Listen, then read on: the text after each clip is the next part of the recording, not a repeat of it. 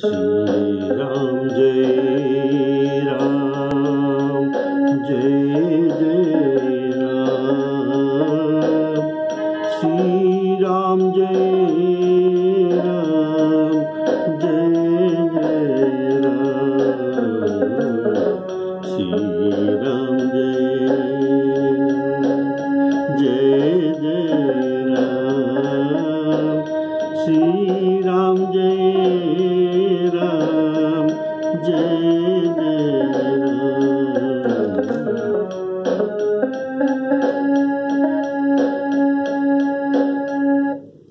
आदरणीय राम कथा के श्रोता मंडली को सब प्रेम राम राम कहकर आज का राम कथा शुरू करता हूँ। बोलिए सियावर रामचंद्र की।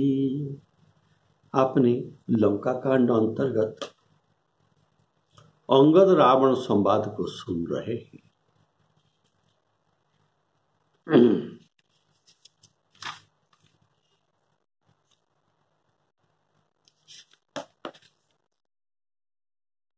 अंगद ये बड़ा कठोर वचन रावण के सामने जो कहते हैं, जब रावण कहता है मैं धर्मशील हूं, मैं नीतिवान हूं, ऐसा जो कहता है तो अंगद जी उनको कहता है तुम्हारे ऐसे ये कहने से क्या तुम्हारी हृदय फट नहीं जाता? अतः कपि की कठोर वाणी सुनकर दशानन आंखें तरेरे। क्रोध हुआ, बोला अरे दुष्ट, मैं तेरे सब कठोर वचन सहता हूं कि मैं नीति धर्म जानता हूं। कपि ने उत्तर दिया कि तेरी धर्म निपुणता हमने सुनी है कि तुम परस्त्री का चोरी की है, दूत की रक्षा में भी तेरी धर्मशीलता तो ये आंखों में देखने को मिलता है। अरे धर्मव्रतधारी, तू डूब क्यों नहीं मरता?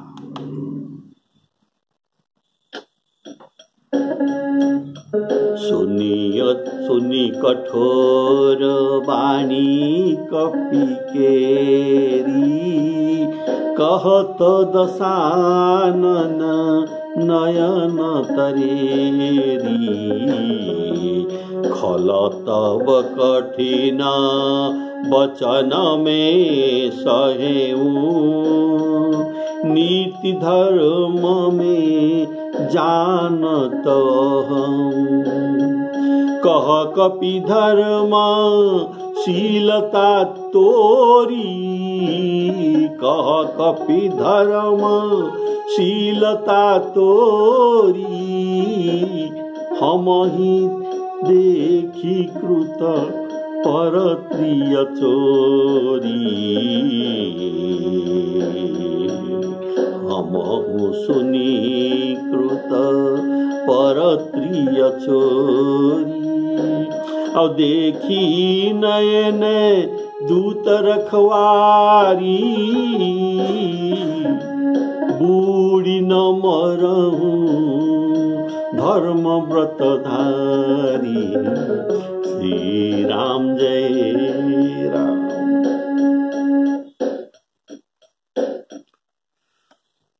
सुनी कठोर वाणी कपि केरी, इसका भाव अर्थात अंगद के वचन जो कहा ऐसे मति उर विहरन तोरा, तुम्हारा हृदय फट नहीं गया ऐसा तुम कहते हुए, जो इन्हें रावण को ये सहन नहीं हुआ। ये बड़ा कठोर वाणी था।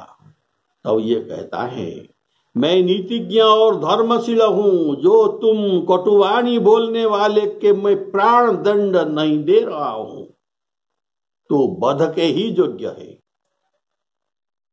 कटुवादी बालक बध जोगु, तुम तुमको वध करना उचित है। तुमको मैं इसलिए वध नहीं करता कि तू यथार्थवादी होता है, अर्थात जो उसके स्वामिन जो कहा है वही बात को ये यहाँ कह रहा है। इसलिए दूत यथार्थवादी होता है, वह वही कहता है, इससे वह जो कहा गया है इससे वह अवध्य ही है। हनुमान नाटक में इसका सुंदर भाव सुनिए।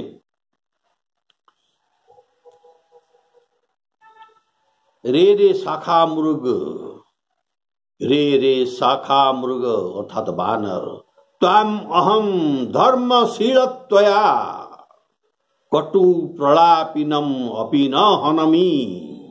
तुम में वध नहीं करता हूं, भक्तं च यथोक्तवादी विदूत, उक्तं उक्तं च यथोक्तवादी विदूत। ये यथोक्तवादी होता है, ये ऐसा ही कहता है जैसा इसे कहा गया है। स्यात् नो बध्य महाभुजा, इसीलिए नीति धर्म के अनुसार तुम्हारे सब कठिन वाणी को मैं सह लेता हूं। खलतव कठिन वचन सब सहऊं, नीति धर्म में जानत हूं। जैसे सबने सुनी वैसे हम भी सुनिए कि तुमने परस्त्री का चोरी किया है। यह तेरी धर्मशीलता या अधर्मशीलता है।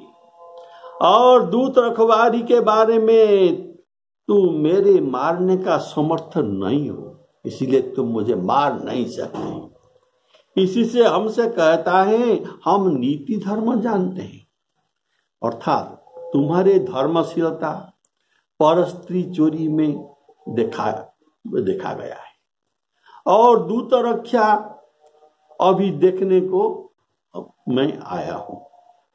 देखी कह कपि धर्म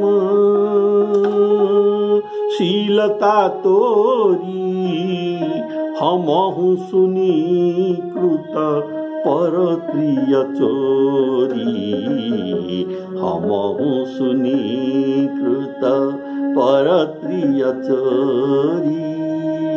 ये देखी नयन दूत रखवारी, यह बात हनुमान नाटक में जो वर्णन किया गया है उसे सुनिए। परदारा परहरणे च श्रुत्वाया दशानन, तुम्हारी परदारा अपहरण अपहरणे न श्रुत्वाया दशानन, ये सब सुना गया है, सुनते आए। दृष्ट्वा दूत परित्राणे साधो ते धर्मशीलता, तुम साधु धर्मशीलता हो और दूतों को भी रक्षा करते, ये सब लोग जानते हैं और सुनते हैं।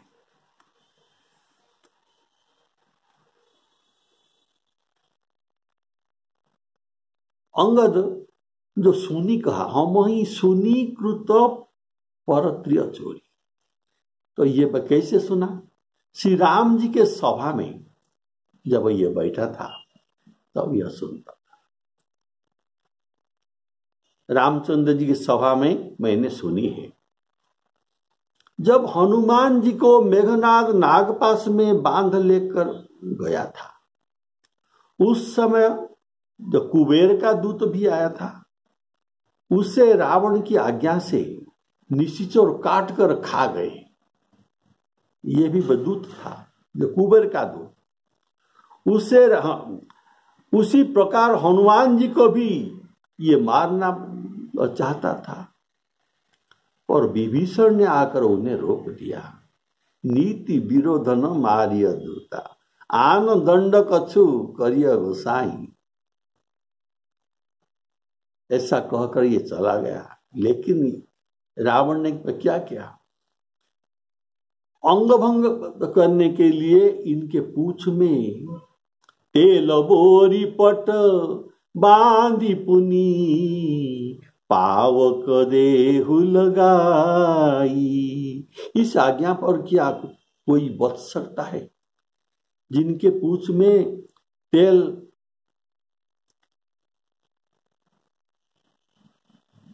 कपड़ा में तेल भिजाकर बांध दिया जाता है और आग लगा दिया जाता है, ये क्या बच सकता है? तो तुमने हनुमान जी को अंगभंग करने के बहाने मारने का ही चेष्टा किया है, यह मैंने सुना है। तो विभीषण ने आकर कहा, इनको अन्य कुछ दंड दीजिए। तो अन्य कौन सा दंड ये देगा, यह देखने के लिए विभीषण वहां नहीं रहा। कारण साधु को दंड भोगते हुए देखना इनको सहा नहीं जाता।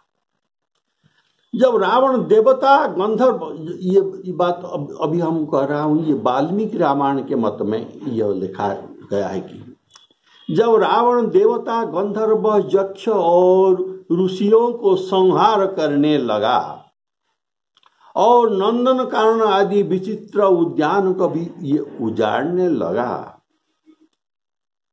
तब कुबेर ने भाईपन के भाव से रावण के हित के लिए ये कुलोचित उपदेश दूत द्वारा भेजा था कि बस अब बहुत हो चुका है, अब श्रेष्ठ चरित्र का संग्रह करना उचित है।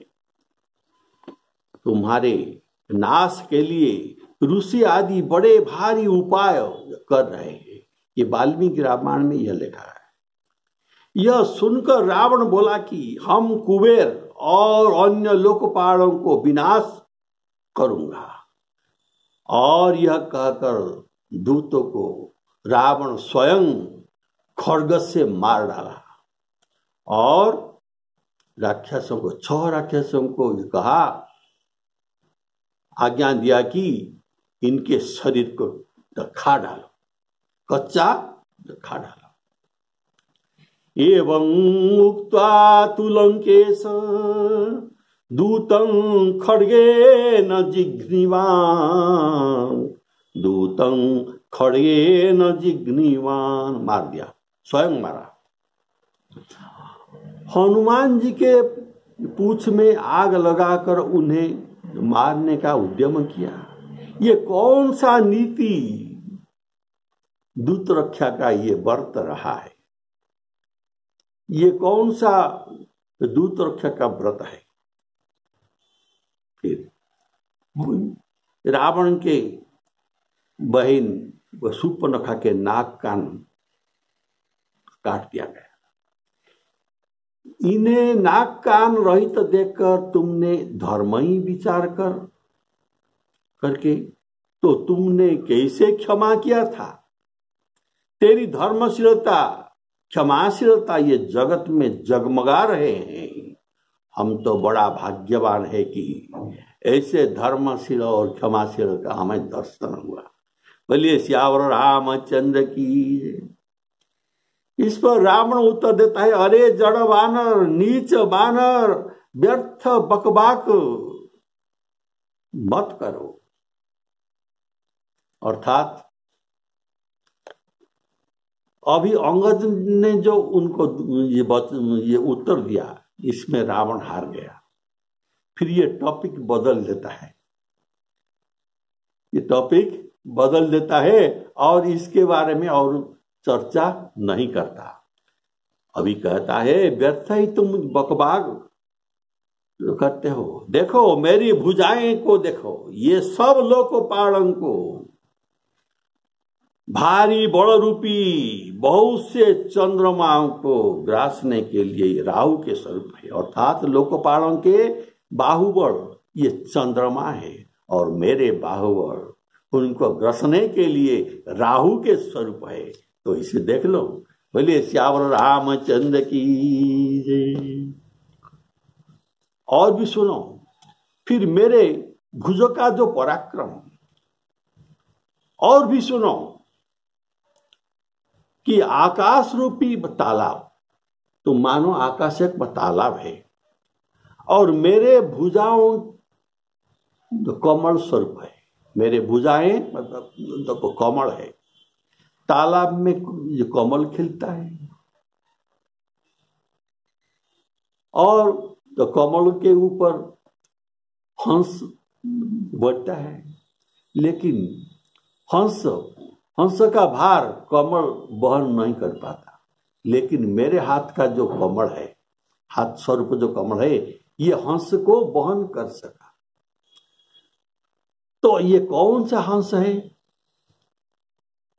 ये कहता है आकाश रूपी तालाब में मेरे भुजाओं के कमल पर कैलाश सहित शिवजी वास करते हुए हंस के समान शोभित हुए थे। बोलिए श्यावर रामचंद्र की जय।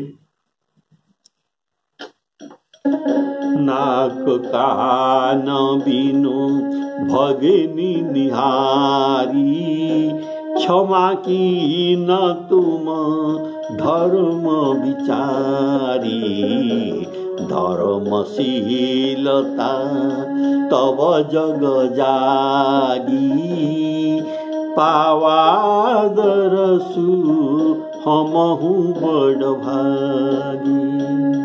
जनि जल पसी जड़ जंतु कपि, अरे सठ बिलो कुमम बाहु, लोकपाल बैल विपुल शशि, ग्रसन हेतु सब राहु, ग्रसन हेतु सब राहु।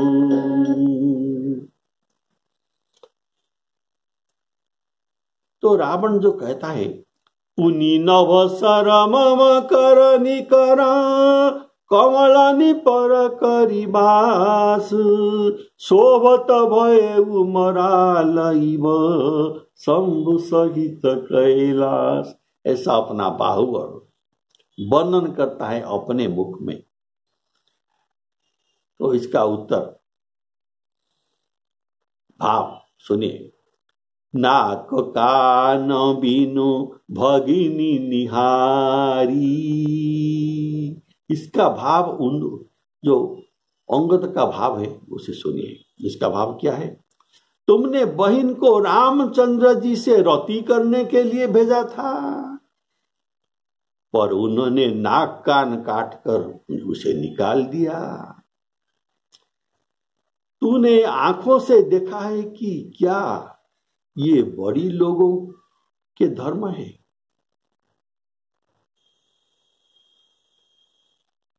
आंखों से देखा है, तुम यह आंखों से देखा है, क्या ये बड़ी लोगों के धर्म है शूर्पणखा के अपमान का बदला लेने में अपन को असमर्थ समझकर शूर्पणखा के अपमान का बदला लेने के लिए रावण असमर्थ था। इसीलिए ये जति का वेश में सीता जी को हरण किया।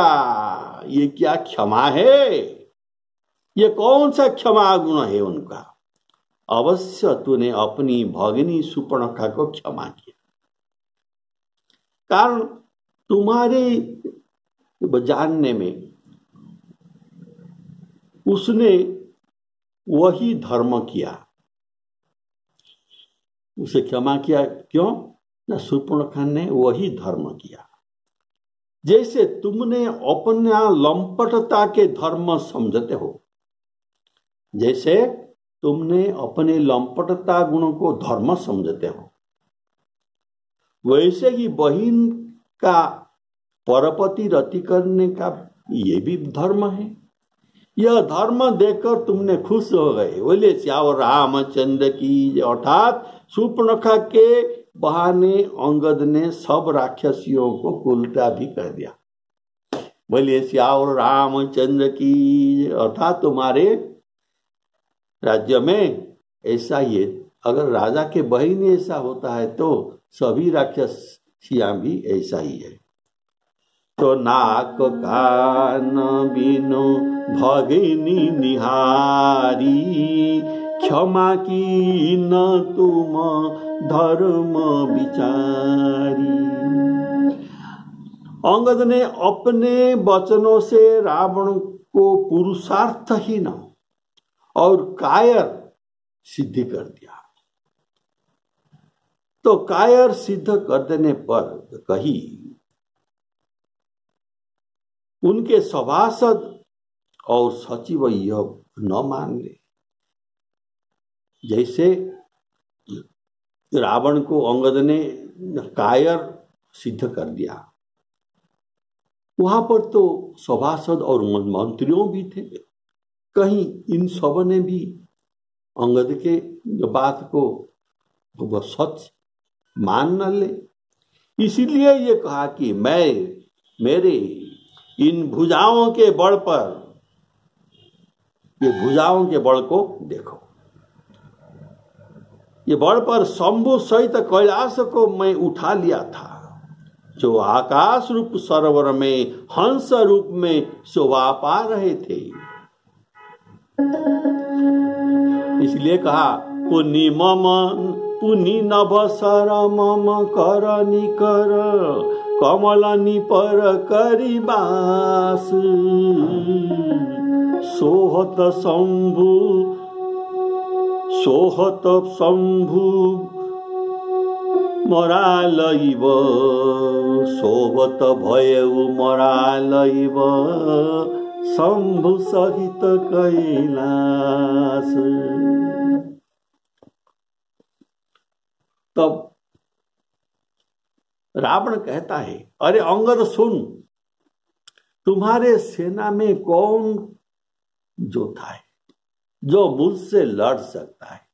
अर्थात मुझसे लड़ने के लिए ऐसा कोई योद्धा तुम्हारे सेना में नहीं है। अच्छा है, सुनो, तेरा स्वामी, तुम जिसको बोलते हो, ये तेरा स्वामी तो स्त्री विरह में बड़हीन हो गया है, और उसका भाई उसके दुख से दुखी और उदासीन रहता है।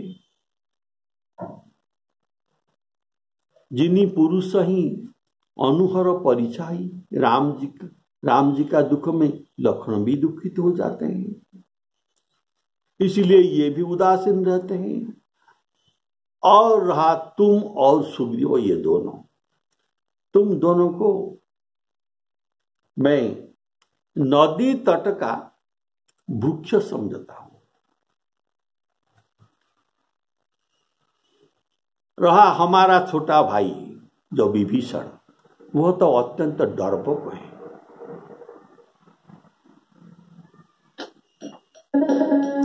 तुम्हारे कटक माझ सुनो अंगद, मोसन भीरही कवन जोधा बद।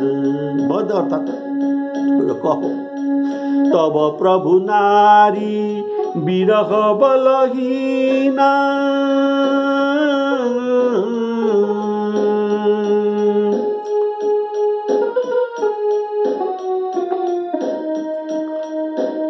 अनुजता सुदुख दुखी मलिना, तुम सुग्रीव कुलद्रुम दो, अनुज हमार भीरु अति सो। तो इस बात हनुमान नाटक से गोस्वामी जी ने लिया है। इस भाव को गोस्वामी जी हनुमान नाटक से लिया है। जो हनुमान नाटक में लिखा गया है उसे सुनिए। राम स्त्री विरहेण हारित वपुः, राम स्त्री विरहेण हारित वपु, ये उदासीन रहता है। तत्चिंतया लक्ष्मण, लक्ष्मण उसी के चिंता में व्यस्त है। और सुग्रीवो अंगद निर्मूल कुलद्रुम, एग्जैक्टली ये भाव हनुमान नाटक में गोस्वामी जी ने लिया है। और गण्य कस्य विभीषणः सचोरिपो कारुण्य दन्य अतिथि। एक दीनता युक्त अतिथि तुम्हारे पास है जो अत्यंत भीरू है, तो इसको मैं गणना नहीं करता। और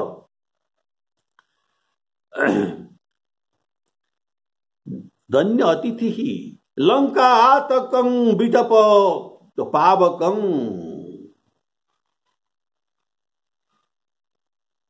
लंका आतंककारी जो पावक भटह बधह जो अग्नि के सदृश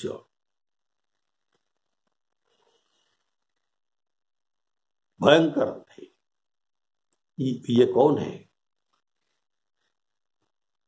ये केवल मेरा बोध के योग्य है, जो लंका को जाला था। लंका आतकं बिटक पावक पटु बद्धो मम एक कपि। ऐसा एक कपि तुम्हारे पास है और कोई नहीं है। बोले श्यावर रामचंद्र की।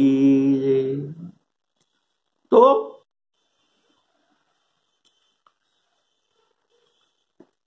अर्थात लंका में भय दिखाने वाला पावक रूप चतुर एक ही बानर जो हनुमान है, वह केवल मेरे द्वारा वध योग्य है और कोई वध योग्य भी नहीं है।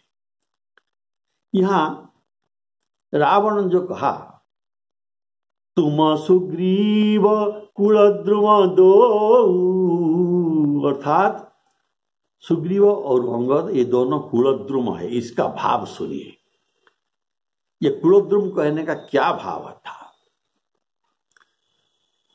नदी तीरे सुजे वृक्षा, ये शास्त्र में कहा गया है, नदी तीरे में जो वृक्षा है, नदी तीरे सुजे वृक्षा जा सुनारी निरंकुशा, और जिनका नारी निरंकुश होकर स्वच्छंद होकर घूमता है और स्वच्छंदता से व्यवहार करता है, और मंत्रीहीनो भवेत राजा, राजा बिना मंत्री क्या है?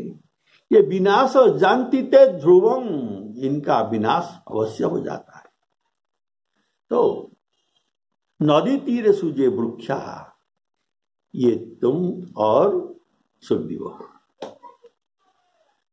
तट के वृक्ष निर्बल होते हैं, तुम दोनों आपस के वैर में ही ये निर्बल हो रहे हो, अर्थात तुम्हारा और सुग्रीव का वैर भाव है, ये मित्र भाव नहीं है, इसलिए तुम दोनों ही निर्बल हो। तब क्या लड़ोगे? तुम दोनों सदा सेना के पीछे ही रहोगे।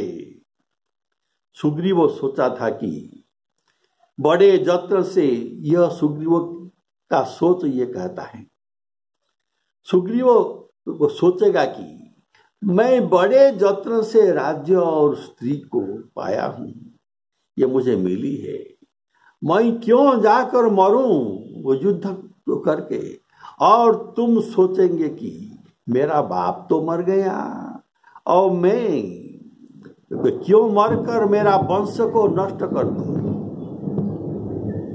अतः तुम दोनों सुग्रीव और अंगद एक दूसरे के शत्रु हो, अतः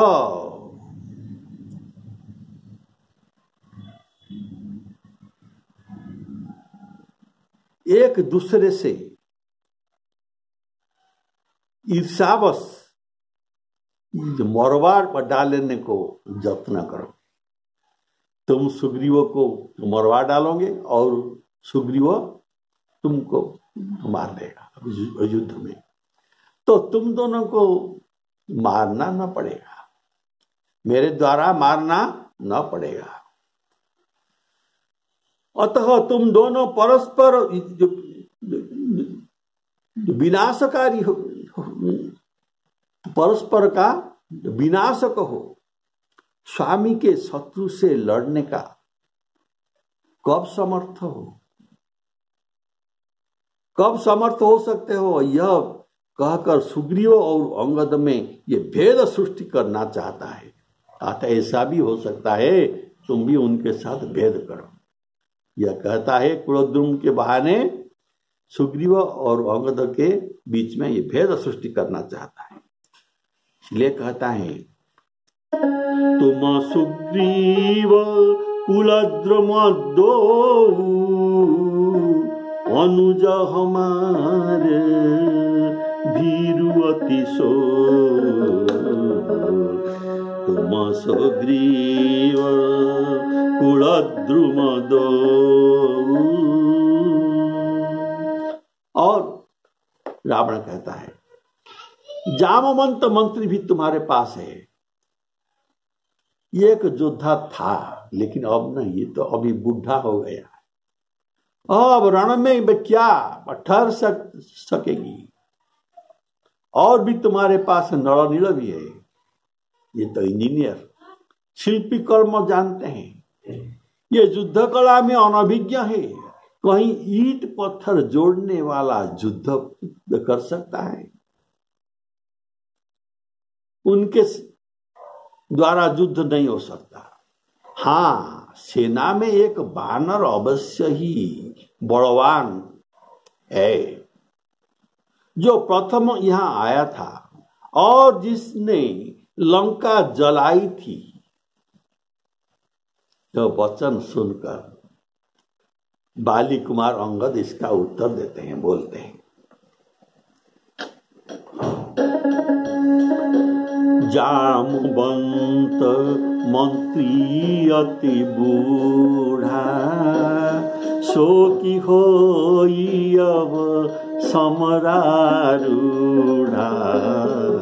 जामवंत मंत्री अति बूढ़ा, सो की होई अब समरारूढ़ा। शिल्पी कर्म जानहि नल नीला, शिल्पी कर्म जानहि नल नीला। हे कपि एक महाबलशीला, हे कपि एक। आवा प्रथम नगरु जेहि जारा, सुनत बचन कह बाली कुमार। सुनत बचन कह बाली कुमार। तो बाली कुमार अंगद रावण का इस प्रश्न का उत्तर क्या देंगे, ये आप अगले एपिसोड में सुनेंगे। श्री सीताराम अर्पणमस्तु। बोलिए सियावर रामचंद्र की जय।